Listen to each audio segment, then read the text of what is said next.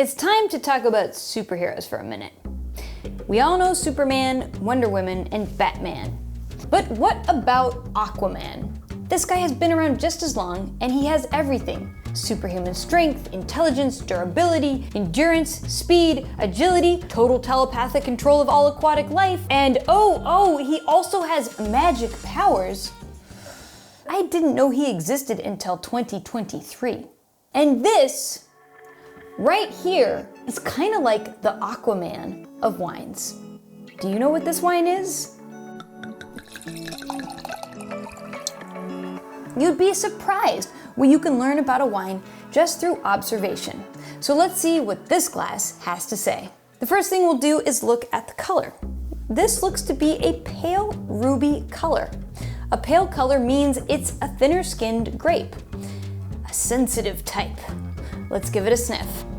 I get rose, ripe strawberry, plum, subtle anise and allspice, and this faint wet clay note. These spice notes suggest the wine may be rested in large barrels.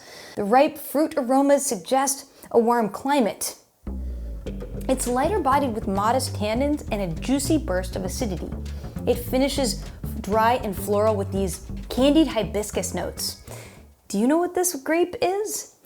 Is it Pinot Noir, Cabernet Sauvignon, Cinsault, or Nebbiolo? Let's get some help from Wine Folly's resident master of wine, Christine Marsilio. Okay, so we have a grape that seems to like warm weather, as suggested by the ripe fruit flavors, but it's elegant and perfumed. That's quite an interesting mix. Nebbiolo and Cinsault can both pull off warm climate regions and produce elegance. But if we check out the tannin here, we've got modest tannin, and Nebbiolo is all about massive tannin, so this must be Cinsault. And even if you've never heard of Cinsault, you might have had it in a blend, especially if you like Provençal Rosé and Côte d'Aron Reds. Cinsault brings elegance, perfume, and acidity.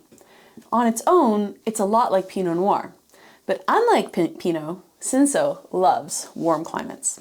Thanks to its elegance and heat tolerance, it was popular in warmer climates of South Africa. Its high yields and drought resistance led to an agronomist to cross Cinsault with Pinot Noir to create Pinotage in the 1920s. Since then, plantings have waned as growers focus more on Cabernet Sauvignon, but you can still find some old dry farm bush vines across the country. These older Cinsault vines are known to produce the most concentrated and perfumed wines, well worthy of single varietal bottling. So what are we drinking today? Here we have the 2020 vintage Natte Valleij Cinsault. Cinsault has been underrated for too long, just like Aquaman.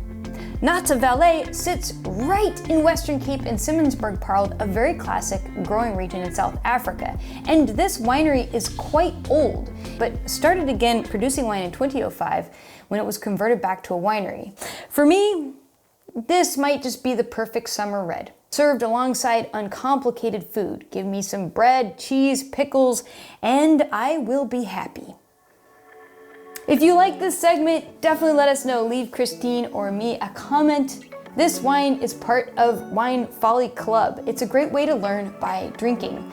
Check out the link in the description to find out how to become a member. Until next time, happy tasting. Salut.